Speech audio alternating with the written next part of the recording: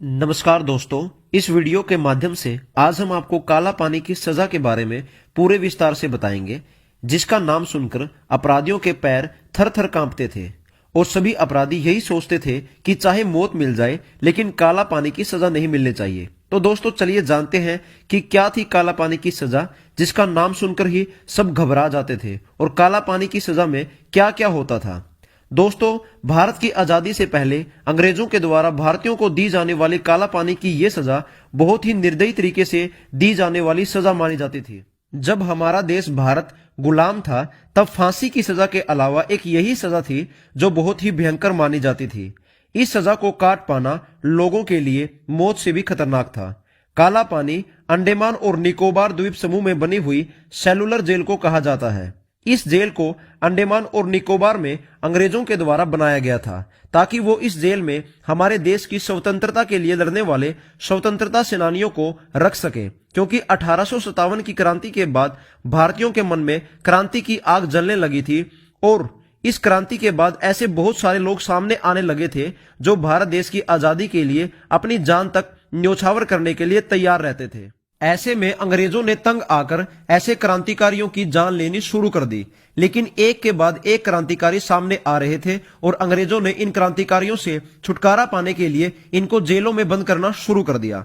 और जब इतने सारे क्रांतिकारी काबू में नहीं आए तो अंग्रेजों ने अंडमान और निकोबार में सन 1896 में एक बहुत बड़ी जेल का निर्माण किया। इस जेल का निर्माण कार्य 1906 में खत्म हुआ और इसका नाम सेलुलर जेल रखा गया, क्योंकि इसमें हर कैदी के लिए अलग अलग सेल मौजूद थी, क्योंकि अंग्रेज ये नहीं चाहते थे कि एक कैदी दूसरे कैदी से कोई भी बात कर पाए, ताकि वो आजाद होने का प्लान न बना पाए।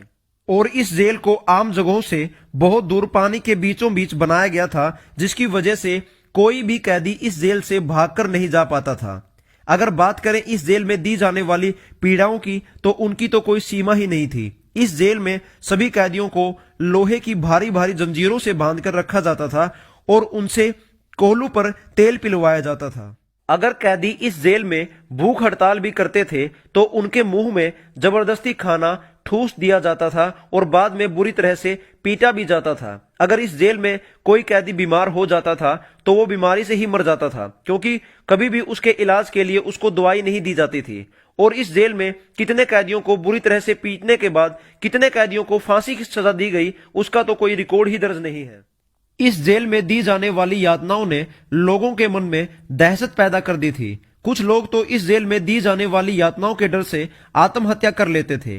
वीर सावरकर, बटुकेश्वर दत्त, महावीर सिंह, गणेश सावरकर, बाबा राव जोशी, परमानंद, योगेंद्र शुक्ला और दीवान सिंह जैसे क्रांतिकारियों ने भारत की आजादी के लिए इस जेल में कड़ी कड़ी यातनाएं झेली हैं। तो दोस्तों, क्या आपको पहले पता था कि काला पानी की सजा क्या थी और काला पानी की सजा में क्या होता था? अगर नहीं पता था तो कमेंट करके जरूर बताएं कि आपको इस वीडियो में दी गई जानकारी कैसी लगी, और वीडियो पसंद आई हो तो इस वीडियो को लाइक करें। धन्यवाद।